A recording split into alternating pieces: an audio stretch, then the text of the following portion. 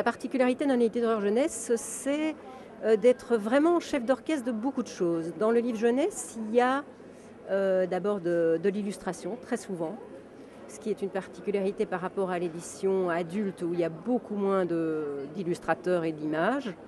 C'est aussi l'éditeur de simplifier le discours d'un auteur, beaucoup plus qu'un éditeur adulte. Il doit faire passer un message. Je pense que c'est vraiment ces deux choses-là, c'est quand même adapté au lectorat.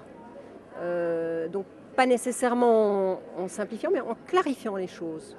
Depuis 5 ans, on voit une évolution, surtout pour la tranche d'âge des 8-12 ans, où je pense que Harry Potter est passé là vraiment de manière très très forte. Et donc l'acte de lecture a été vraiment changé. Le lecteur de 10 ans, il y a 20 ans, quand moi j'ai commencé l'édition, ne lisait absolument pas des grosses briques comme on les lit maintenant. Harry Potter a donné une envie de découvrir par une lecture longue et par un grand format, et a donné vraiment une valeur à la lecture des jeunes préadolescents, adolescents, et de telle sorte que même cette lecture pour adolescents est devenue une lecture adulte.